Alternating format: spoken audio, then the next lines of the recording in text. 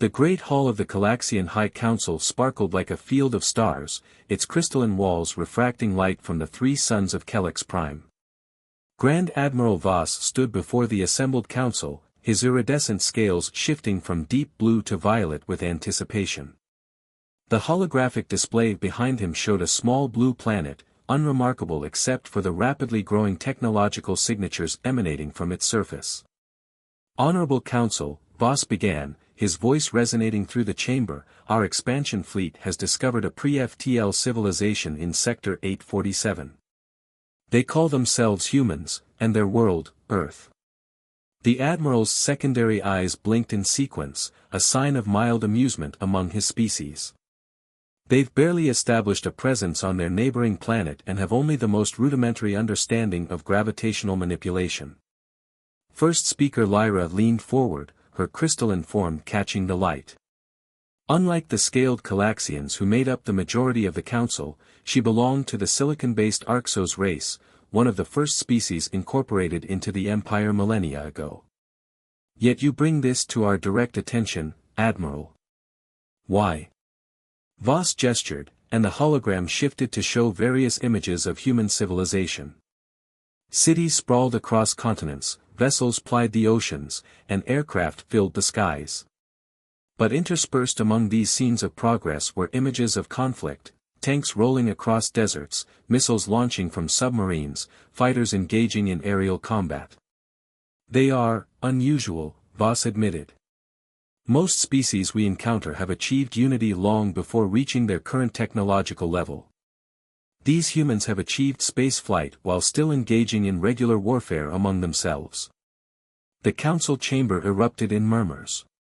Council member Thex, his scales a deep green of concern, spoke up. How many planetary conflicts have they engaged in? In the past 2 centuries alone, they've fought 2 planet-wide wars and countless smaller conflicts, Voss replied. But this is not what makes them truly remarkable. He paused, letting his next words carry their full weight. They've turned warfare into an art form. The hologram shifted again, showing military training exercises, war games, and combat simulations. They constantly prepare for war, even in peace. They create elaborate scenarios, including. Voss's scales shifted to a deep purple of concern, detailed simulations of defending against advanced alien civilizations. First speaker Lyra's crystalline form darkened. They anticipate contact with advanced civilizations and prepare for conflict. Yes, Voss confirmed. Our analysis suggests they've developed numerous theoretical countermeasures against technologies they haven't even encountered yet. They call it speculative defense strategy. Council member Kara, one of the youngest members, laughed, her scales flickering with golden amusement. Surely you don't suggest these primitives could pose any actual threat to the Empire? Their ships still run on chemical propulsion. The assessment team recommended either peaceful contact or avoiding them entirely, Voss continued, his scales now a steady purple of warning. They believe the humans' constant state of military innovation makes them unpredictable. The chamber fell silent for a moment before Thex spoke again. Show us their weapons. The hologram displayed various human military technologies. To the council members, they seemed almost laughably primitive: kinetic weapons, chemical explosives, basic atomic devices. Yet something about the sheer variety, the multiple approaches to solving the same problems, gave some members pause. Look at this inefficiency, Kara noted, her scales shimmering with derision. Where we perfect a single solution, they create dozens of variants. It's wasteful. Or adaptive, Lyra countered, her crystalline form pulsing thoughtfully. Each variant likely offers advantages in different situations. The debate continued for hours. Some council members argued for immediate incorporation into the Empire, by force if necessary. Others advocated for careful observation and peaceful contact. A few suggested leaving the humans alone entirely. Finally, High Commander Zena, who had remained silent throughout the discussion, rose from her seat. Her scales, bearing the deep gold of high office, shifted to command blue. The chamber fell silent. "We are the Galaxian Empire," she declared. "For 10,000 years, we have brought civilization and unity to the galaxy. We have incorporated hundreds of species into our perfect society. These humans, with their primitive technology and warlike nature, clearly need our guidance." She turned to Admiral Voss. "You will take the Third Fleet to their system. Show them our power, offer them the chance to join us peacefully, and if they refuse." Her scales flickered with the red of resolution. "You will do what is necessary." As the council session ended, Voss found himself joined by first speaker Lyra in the crystalline corridors. "Admiral," she said softly, her form dimming with concern, "I feel we may be making a grave mistake. These humans, their very unpredictability makes them dangerous." Voss's scales shifted through patterns of reassurance. "First speaker, while I share some of your concerns, remember that we possess technology they can barely comprehend. Their primitive weapons cannot hope to penetrate our gravitational shields. Their basic space vessels would be crippled by our field disruptors." "Perhaps," Lyra conceded. "But consider this, a species that has spent its entire existence fighting itself, constantly adapting, constantly innovating in the art of warfare, what will they become when given a common enemy?" Voss had no answer for that, but as he prepared his fleet for departure, he couldn't shake the feeling that the Empire might be about to learn a costly lesson in underestimating primitive species. In his quarters, he reviewed the humans' message one final time, the response they had sent when the Empire's automated probes had made first contact. "To any advanced civilizations receiving this message, we are humanity. We have spent our history fighting ourselves, learning, adapting, and growing stronger. We are finally reaching for the stars. We seek peaceful contact, but be warned, we are very, very good at war. If you come in peace, you will find no better friends. If you come in war, you will find no worse enemies." The Empire had dismissed it as primitive bravado. As Voss watched his fleet prepare for departure, he wondered if that might prove to be the Empire's first mistake. In the depths of humanity's first Mars colony, buried beneath the red planet's surface, Admiral Rashmi Patel stood before a wall of holographic displays. Each screen showed different aspects of Earth's defenses springing to life, orbital platforms emerging from camouflaged positions, underground hangars opening on every continent, and massive construction facilities hidden beneath the oceans beginning to hum with activity. "Operation Vigilant Dawn is now in effect," she announced to the assembled military leaders from Earth's Unified Defense Council. "How long until the Galaxian fleet reaches our solar system?" General Marcus Jackson, his dark skin illuminated by the screen's blue glow, consulted his tactical display. "Their current velocity suggests 72 hours. They're not trying to hide their approach, typical behavior for a force that believes itself technologically superior. Then let's prove them wrong." Admiral Patel's fingers danced across the control panel, bringing up Project Phoenix. "For 50 years, we've been preparing for this moment. Every crashed alien vessel, every mysterious signal, every piece of extraterrestrial technology we've discovered, we've studied them all. Not to copy, but to understand and improve." The central display showed humanity's greatest secret, the Phoenix fleet. Unlike the primitive chemical rockets and basic ion engines the Galaxians had observed, these ships represented humanity's true technological capability. Built in secret facilities throughout the solar system, they incorporated decades of reverse-engineered alien technology combined with humanity's unique approach to warfare. "Status of the adaptive defense grid?" Patel asked. Colonel Yuki Tanaka, head of the ADG project, stepped forward. "The nanite swarms are fully operational. Each ship's hull is saturated with billions of microscopic machines ready to analyze and adapt to any weapon signature they encounter. The Galaxians won't be fighting the same ship twice." "And the quantum mesh network?" "Online and stable," reported Dr. Isabella Santos, Quantum Communications Chief. "Every ship, station, and defense platform is linked. The moment one of our assets learns something about Galaxian technology, that information will be instantly shared across our entire network. Admiral Patel nodded, then turned to face the assembled leaders directly. For generations, we've hidden our true capabilities. We let them see our public space program, our obvious military technology. But beneath that facade, we've been building something unprecedented, a defense force designed specifically to counter advanced alien civilizations. The displays showed the Phoenix fleet's unique capabilities. Unlike the elegant, standardized designs of the Galactic Empire, each human ship was different, incorporating multiple redundant systems and various approaches to the same problems. Where the Galaxians sought perfection in a single solution, humanity had embraced diversity and adaptability. Deploy the Ghost satellites, Patel ordered. Across the solar system, thousands of seemingly inactive satellites began quietly moving into position. Each contained sophisticated sensor arrays and electronic warfare systems designed to map and analyze every aspect of Galaxian technology.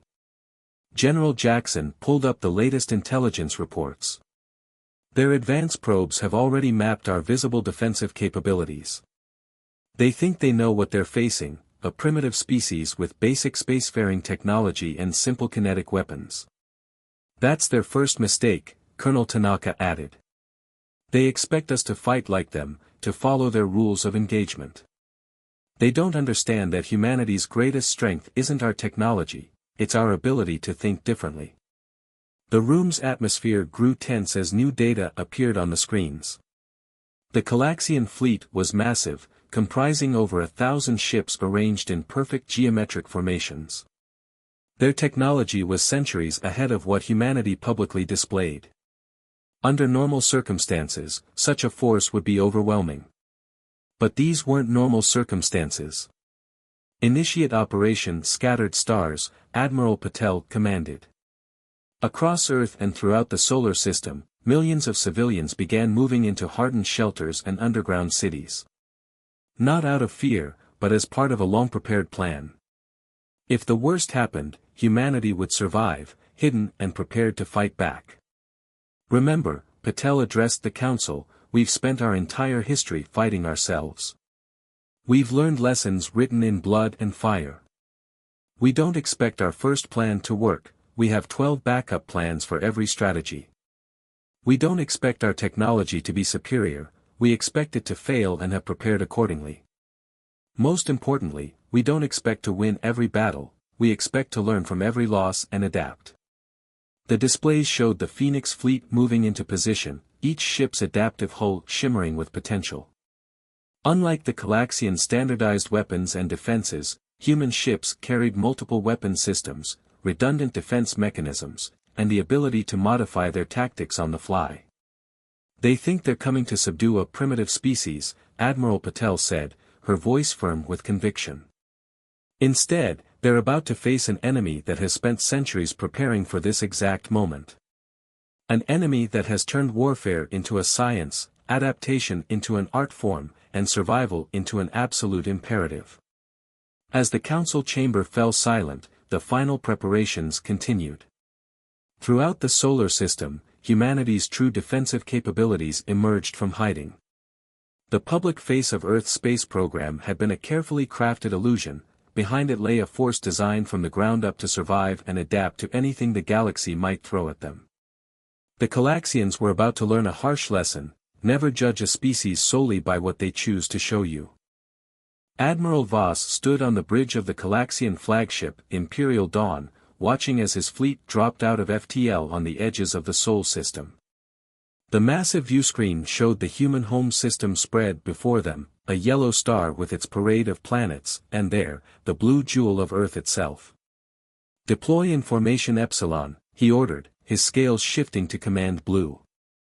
Begin standard conquest protocol. Across the vast fleet, 1,000 ships moved with perfect precision, arranging themselves in the time-tested patterns that had brought hundreds of civilizations into the Empire. The formation was flawless, each ship precisely where it should be, a display of coordination that had struck fear into countless species. Sir, his tactical officer reported, we're detecting numerous small objects throughout the system. Primitive satellites and debris, mostly. Voss nodded dismissively. As expected. Begin broadcast of the formal surrender demand. But before the transmission could begin, something changed. The primitive satellites suddenly came alive, each emitting complex scanning beams that washed over the Galaxian fleet. In moments, hundreds of new contacts appeared on their sensors, emerging from hiding places throughout the system. Impossible, the tactical officer whispered, his scales paling. These readings, these aren't the primitive vessels we observed. These ships, they're. The human vessels approached in what appeared to be complete chaos. No two ships followed the same vector, their formations seemingly random and unpredictable. Their hulls gleamed with a strange, shifting metal that seemed to ripple like liquid mercury. Enemy fleet approaching, the tactical officer reported, struggling to make sense of the sensor data. Their technology, sir, I'm detecting elements of at least 6 different advanced civilizations in their ship designs, but modified, integrated in ways I've never seen. Voss's scales darkened with concern. How did they? Sir, the sensor operator interrupted. The human ships are launching something. Millions of small objects, too small to be ships. Before Voss could respond, space itself seemed to come alive. The small objects, each no larger than a human fist, swarmed toward the Galaxian fleet. The Empire's automated defense systems activated, energy weapons lashing out at the incoming threats. But these weren't simple missiles. As the energy beam struck them, the swarm split and reformed, some absorbing the attacks while others used the moment of shield activation to slip through. Those that were hit didn't destroy, they adapted, their surfaces shifting to resist subsequent attacks. Nanite swarms, someone shouted. They're using adaptive technology. Voss watched in horror as the swarms reached his fleet. Where they touched the ship's hulls, they began to analyze and counter the Galaxian defensive systems. Shield frequencies were mapped and bypassed. Hull compositions were scanned and targeted with precisely calibrated weapons. Launch counterattack. Voss ordered. All ships, deploy. His words were cut off as the human fleet opened fire. But instead of the expected energy weapons, they launched what appeared to be solid projectiles.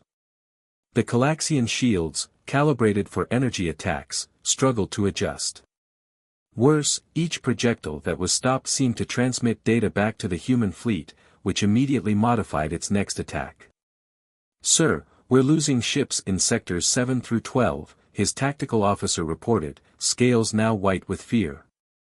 Their weapons, they're learning from each attack.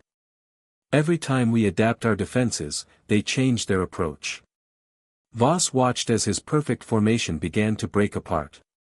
The human ships moved like predators, striking from unexpected angles, never presenting the same target twice.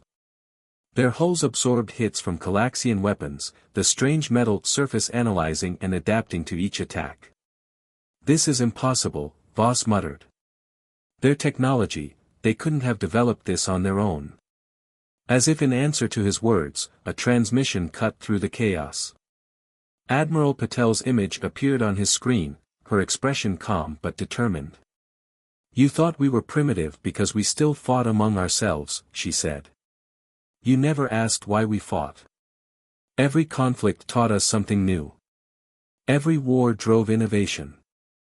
We didn't develop this technology, we scavenged it, studied it, improved it.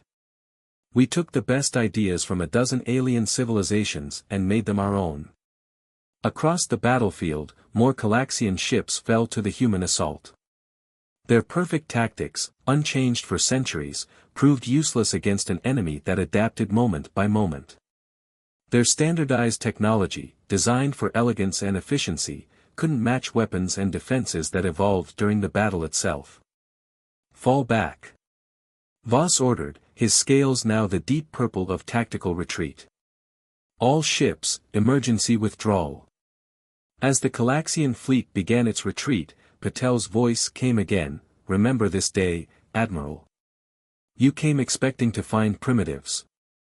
Instead, you found humanity, a species that turned survival into an art form. We didn't prepare to fight a war.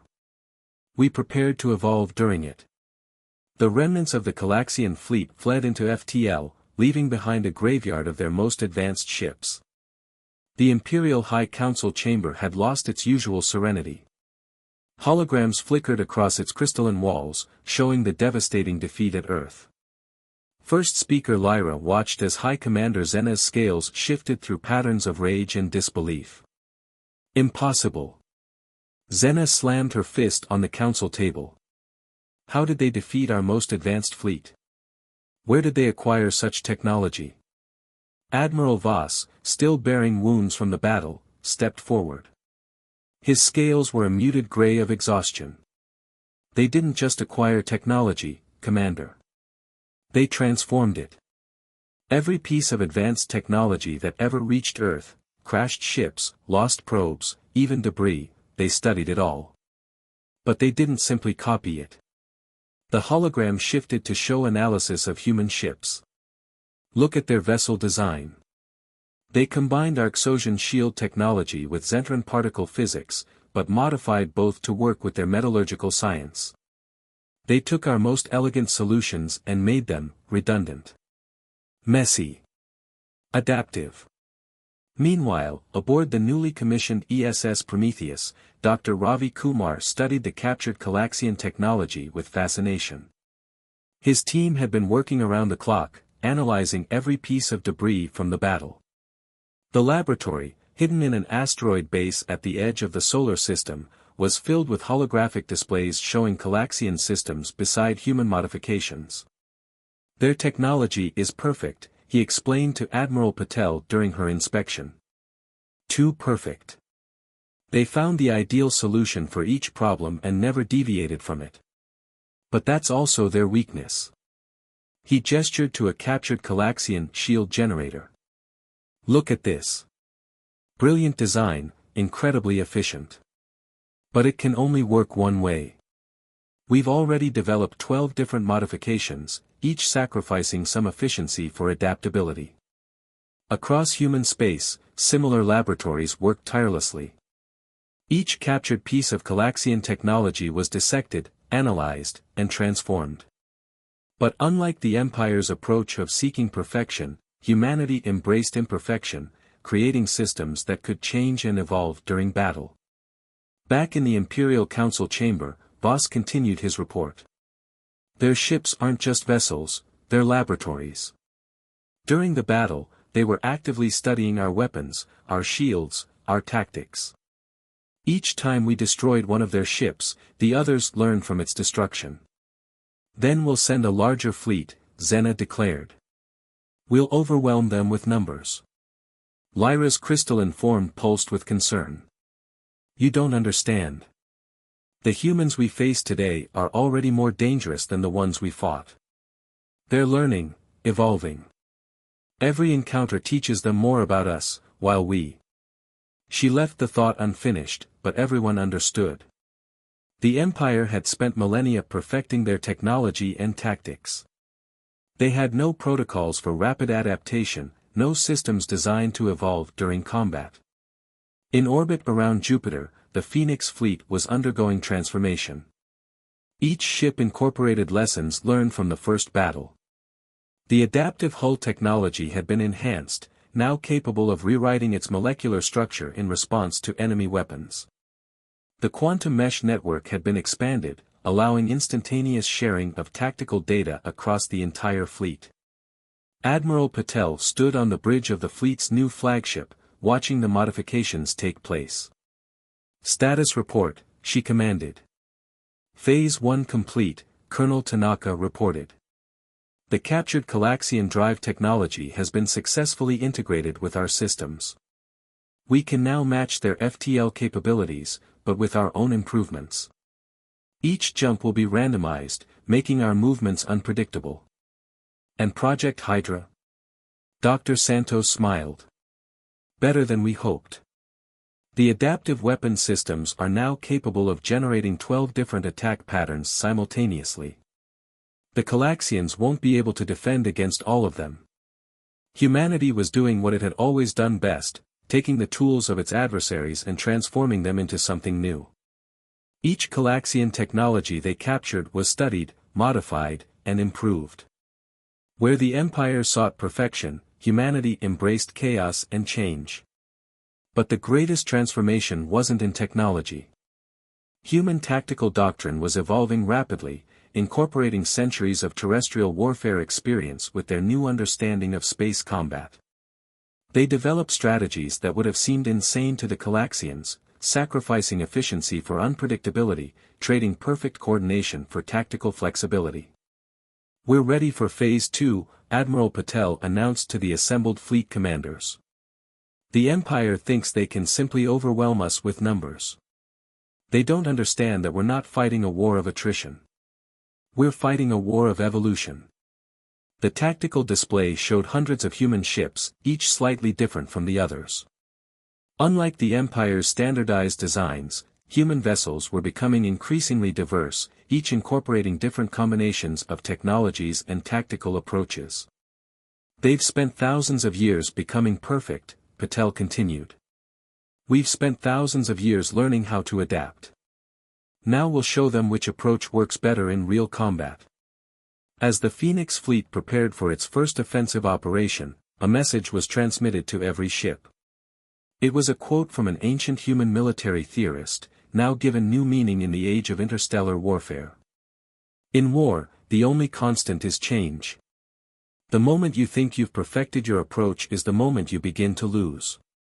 The Empire was about to learn this lesson the hard way. They had mastered the art of perfect warfare, but humanity had mastered something far more dangerous, the art of imperfect but ever-evolving combat. First Speaker Lyra stood in the ruins of the Imperial High Council chamber, its once pristine crystalline walls now scarred and broken. Through the shattered ceiling, she could see the battle raging in orbit around Galactic Prime. Human ships danced through the debris field of what had once been the Empire's home defense fleet, their adaptive hulls shimmering as they evolved in real time to counter each new Imperial weapon. "We should have listened," she whispered to High Commander Zena, who stood beside her, scales shifting between the gray of defeat and the deep purple of despair. "They warned us. They told us exactly what they were." The past 6 months had seen the Empire's perfect society crumble in the face of humanity's relentless adaptation. Each battle had been worse than the last.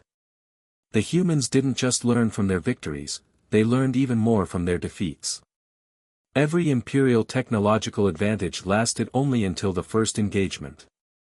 After that, humanity would not only counter it but transform it into something new. "Incoming transmission," announced the Emergency Command Center's AI. From the human flagship. Admiral Patel's image appeared before them, her expression neither triumphant nor vengeful, but determined. "Your remaining fleet elements have surrendered," she reported. "The Empire's outer worlds have already accepted our terms. You are the last holdouts." Zena's scales flashed red with defiance. "You've stolen our technology, corrupted our perfect designs with your chaos and redundancy. How dare you?" "We didn't steal anything," Patel interrupted. "We learned. We adapted. We evolved. That's what humanity does. It's what we've always done." She gestured, and the hologram expanded to show the current state of human technology. "Look at our ships now. They're not just copies of your technology. They're something new, a fusion of dozens of different approaches, constantly changing, constantly improving." Dr. Kumar's voice joined the transmission. "Your greatest mistake was believing that perfection was the goal. Nature doesn't seek perfection, it seeks adaptation. That's what we understood that you didn't. Every time you attacked us with your perfect weapons, we didn't just defend against them. We learned from them, improved them, transformed them." Across the Imperial capital, human ships were landing, but not as conquerors. Teams of scientists and engineers emerged, already beginning to study and document the Empire's vast technological archives. But unlike the Empire's approach of seeking the one perfect solution, they were looking for possibilities, variations, new ways to combine and modify what they found. "We're not here to destroy your empire," Admiral Patel continued. "We're here to change it. Your civilization has created incredible things, but you've stagnated. You stopped evolving. You forgot the most important lesson of survival: adapt or die." Lyra's crystalline form pulsed with sudden understanding. "This is why you didn't simply destroy us when you had the chance. You want to learn from us? And teach you in return," Patel nodded. "Humanity's greatest strength isn't our technology or our warfare. It's our ability to change, to take new ideas and transform them into something more. We don't want to rule your empire. We want to help it evolve." The terms of surrender were unlike anything in Imperial history. Earth didn't demand subjugation or resource tributes. Instead, they proposed an exchange: knowledge, technology, and most importantly, perspectives. Human scientists would work alongside Imperial researchers, teaching them the art of adaptive development. In return, humanity would gain access to millennia of Imperial technological advancement. "Your empire sought to perfect civilization," Patel explained. "But perfection is static. Dead. Real civilization is messy, constantly changing, always adapting. That's what humanity can teach you." As the sun set on the Imperial capital for the last time, Lyra watched human and Galaxian engineers working together, already beginning to combine their technologies in new ways. The Empire's perfect society was ending, but something new was being born, a civilization that understood that true strength lies not in achieving perfection, but in never-ending evolution. The final entry in the Imperial archives, written by Lyra herself, would read, "We thought we were bringing civilization to a primitive species. Instead, they taught us what civilization truly means. It is not a perfect end state to be achieved, but a constant process of growth and change. The humans didn't defeat us with superior technology or tactics. They defeated us with a superior understanding of existence itself, that the only constant in the universe is change, and that true strength lies not in achieving perfection, but in never stopping to grow." And so the Galaxian Empire didn't end, but transformed, learning from the very species it had once dismissed as primitive. Humanity, true to its nature, didn't establish dominion over its defeated enemy but instead did what it had always done best: adapted, learned, and evolved, helping to forge something entirely new from the ashes of conflict. The stars themselves seemed to shine brighter that night, as if acknowledging that a new era had begun, one where perfection was no longer the goal, but rather the endless journey of evolution and adaptation that humanity had always understood was the true path to the future.